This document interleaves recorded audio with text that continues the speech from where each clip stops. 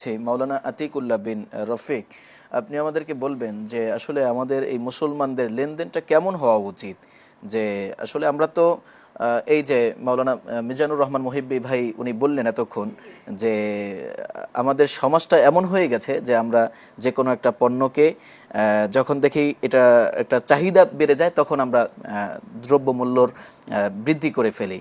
তো আসলে এটা কি এই মুসলমানদের এটা উচিত, বা আল্লাহর হাবিব সাল্লাল্লাহু আলাইহি ওয়াসাল্লাম কি এই বিষয়গুলো শিক্ষা দেন? অবশ্যই না। তো রাসূল সাল্লাল্লাহু আলাইহি ওয়াসাল্লাম কিভাবে লেনদেন করেছেন সে বিষয়ে যদি আপনি আমাদেরকে বলতেন। শুক্রিয়া। সম্মানিত বিজ্ঞ উপস্থাপক আমার পাশে রয়েছেন মৌলানা মিজানুর রহমান সাহেব।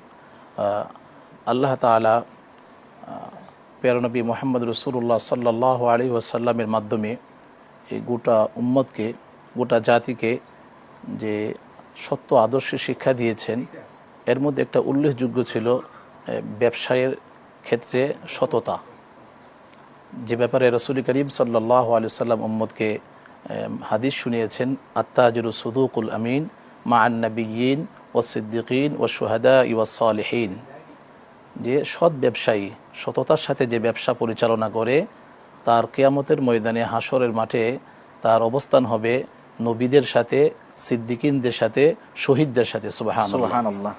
তো ব্যবসায়ী ব্যক্তি সে নিজের অবস্থানে সৎ থাকলে, নিজের সততার সাথে ব্যবসা করলে অপর ভাইকে কখনো বা তার ক্রেতাকে কখনো সে ঠকাইতে পারে না, বা তাকে কখনো সে খারাপ মাল অথবা 1 টাকার জিনিসটাকে 5 টাকা বিক্রি করতে পারে না। আমরা কিন্তু দেখেছি যে আমাদের যে পূর্ববর্তী যে সমস্ত ইমামরা ছিলেন তারা কিন্তু অনেকেই ব্যবসায়ী ছিলেন, বিশেষ করে ইমামে আজম আবু হানিফা রাহিমাহুল্লাহু তাআলা, তিনি কিন্তু ব্যবসায়ী ছিলেন। আমরা এইভাবে আমাদের পূর্বকার যত ইমামদেরকে দেখব তারা কিন্তু ইলমের খেদমত যেভাবে করেছেন একই সাথে তারা ব্যবসা করেছেন। জি জি বুখারী শরীফে ইমাম বুখারী রাহমাতুল্লাহ আলাইহি ওনার নিজের একটি ঘটনা লিখেছেন যে উনি একটি পণ্য 5,000 টাকা 5,000 দিনারে বিক্রি করার ওয়াদা করেছিলেন একটা কাফেলার কাছে। তো এই কাফেলা 1 দিন 2 দিন 3 দিন অতিবাহিত হয়ে যাওয়ার পরেও ফিরে আসে নাই মালটাকে নিয়ে যাওয়ার জন্য। দ্বিতীয় আরেকটি কাফেলা ইমাম বুখারী রহমতুল্লাহ আলাইহির কাছে 10,000 দিরহামে মালটা নেওয়ার জন্য আসছেন, প্রস্তাব দিয়েছেন। কিন্তু ইমাম বুখারী রহমতুল্লাহ আলাইহি ওই প্রথম পক্ষের কাছে 5,000 টাকায় ওয়াদাবদ্ধ হওয়ার কারণে দ্বিতীয় পক্ষের কাছে 5,000 টাকা বেশি পেয়েও 10,000 টাকা পেয়েও মালটা বিক্রি করে নাই, কারণ তিনি নিজের জায়গায় সৎ ছিলেন, সততার ব্যবসা করেছেন বলে। সুবহানাল্লাহ। তো মাওলানা আতিকুল্লাহ বিন রফিক, আপনার কাছে আমরা আসব। আমাদের ছোট্ট একটি বিরতির সময় হয়েছে। দর্শক, আমরা ছোট্ট একটি বিরতিতে যাব, সে পর্যন্ত আমাদের সাথেই থাকুন।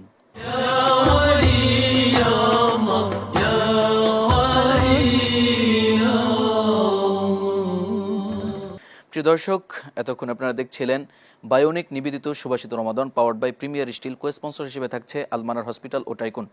আমরা ফিরে যাচ্ছি মাওলানা মিজানুর রহমান মুহিব্বি আপনার কাছে, যে আপনি আমাদেরকে বলবেন এই যে দ্রব্যমূল্য বৃদ্ধি হয় রমজান মাসে, তো এখান থেকে আমরা মানে এর প্রতিকারে আমরা কি করণীয় বা আমরা কি করতে পারি। জি, আমি ভাইয়ের কথা চমৎকার করে শুনছিলাম। আসলে ইমাম বুখারীর কথাটি বলছিলেন যে এখানে তাকওয়া ছাড়া there is no alternative without this function. প্রতিকারের ক্ষেত্রে তাকওয়াটা একটি অন্যতম মাধ্যম হতে পারে। তাকওয়া যদি বান্দার কলবে থাকে তাহলে সে কখনো অন্যায় করতে পারে না। এজন্য আমরা যত তাকওয়াবান হতে পারবো তাহলে এই অন্যায়টা এমনিতেই দূর হয়ে যাবে। তারপর আমাদের কিছু কথা, কিছু কাজ আমাদের করতে হয়, কারণ সমাজে চলতে গেলে এটি বাস্তবায়ন করতে হয়। এর ভিতরে যদি এই সিন্ডিকেট, মজুদদারিতা, এহতেকারকে যদি আমরা রিমুভ করতে চাই তাহলে 1 নম্বর বিষয় হচ্ছে রাষ্ট্রপক্ষ থেকে মূল্য নির্ধারণ করতে হবে। রাষ্ট্রপক্ষ থেকে যখন মূল্যটা নির্ধারণ করা হবে তখন আমি, আপনি এবং লোয়ার লেভেল পর্যন্ত মানুষটি কিন্তু জানবে যে এই পণ্যটির দাম কত। আজকে লেবুর হালি কত, 20 টাকা। যখন সে 30 টাকা চাবে, বলবে আই উইল গিভ অ্যালিগেশন, আমি কিন্তু রাষ্ট্রের কাছে তোমাকে ধরিয়ে দেব, অভিযোগ দেব, তখন কিন্তু সে বাধ্য হয়ে তার দাম কমিয়ে রাখবে। এজন্য আল্লামা ইবনুল কাইয়্যিম জাওজি রাহিমাহুল্লাহ তিনি বলেছেন যে রাষ্ট্রপক্ষ যখন ক্ষমতাকে অপব্যবহার না করে, যদি তার যারা কি বলে ফলোয়ার্স থাকে, অনুসারী থাকে, ভোক্তা থাকে, তাদেরকে যদি ফলো করে, তাদের প্রতি যদি ক্ষমতাকে যদি বাস্তবায়ন করে যদি এই পণ্য দ্রব্যের যদি হ্রাস তারা নিজে হাতে নেয় তাহলে এটি অচিরেই কমানো সম্ভব। অর্থাৎ ফিনিশিং হচ্ছে রাষ্ট্রপক্ষ যখন নির্ধারণ করবে অতি সাধারণ অল্প সময়ে এটা রিমুভ হয়ে যাবে। জি মোহতারাম, আপনাকে অসংখ্য ধন্যবাদ। আমরা ফিরে যাচ্ছি মাওলানা আতিকুল্লাহ বিন রফিক। আপনি আমাদেরকে সর্বশেষ বলবেন যে আমাদের মুসলিম হয়ে আমাদের কিভাবে লেনদেনটা করা উচিত, বা মৌমিন হিসাবে, মুসলিম হিসাবে আমাদের কি করা উচিত? ধন্যবাদ। এ পর্যায়ে আমাদের সততার সাথে ব্যবসা করার ক্ষেত্রে আমাদের বর্তমান বাংলাদেশের যে অবস্থাটা দাঁড়িয়েছে, ব্যবসার অবস্থা, এটাকে বিজনেস পলিসি নামে একটা হটকারিতা অথবা মানুষকে ঠগানো, মানুষকে ধোঁকা দেওয়া ইত্যাদি বিষয় শেখানো হচ্ছে। তো এই বিজনেস পলিসি নামে যেগুলো শিক্ষা দেওয়া হচ্ছে, এখানে পরিবর্তন আনা দরকার।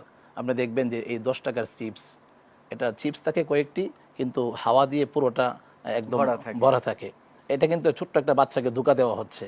আপনি প্রত্যেকটা ক্ষেত্রে দেখবেন প্যাকেটজাত যে পণ্যগুলো আছে, কোম্পানিগুলো করা হচ্ছে, এখানে কোম্পানি তার মূল চিন্তা ভাবনা থাকে কি করে সে বেশি অল্প টাকা ব্যয় করে বা অল্প পণ্য দিয়ে বেশি ইনকাম করতে পারে। তাদের এই যে মনোভাব, এই মনোভাব থেকে ফিরে আসতে হবে। এটা কিন্তু একটা ধোঁকার ধোঁকা, পলিসি। অবশ্যই ধোঁকা। এবং মানুষকে সেবা করবে এই মনোমানসিকতা যদি তাদের মধ্যে তৈরি হয় এবং ধোঁকা দেওয়ার যে তার মনোমানসিকতা, এর থেকে যদি ফিরে আসে, সততার সাথে ব্যবসা করা শুরু করে, আশা করি আমাদের বাংলাদেশের চিত্রটা পাল্টাবে। আমরা কিন্তু দেখেছি যে ভোক্তা অধিদপ্তর যে সময় তারা বিভিন্ন দোকানে গিয়ে তাদের যে ওজন দেয়া হয় যেই মেশিনের মাধ্যমে, সেটা যখন তারা মাপ দেয়, তখন সেখানে প্রায় 10 গ্রাম 15 গ্রাম প্রত্যেকটা পণ্যতে হ্যাঁ, আছে। আপনি দেখবেন যে কিন্তু কেজিতে কমে যায়। কমে যায়। তো এখানে কিন্তু যখন আপনি দেখবেন যে তারা 10 কেজি বা 20 কেজি পণ্য যখন বিক্রি করে, তখন কিন্তু তার প্রায় 2 কেজি বের হয়ে আসে। তো এই 2 কেজি কি হারাম হয় না? হারাম হয়, অবশ্যই অবশ্যই হারাম হয়।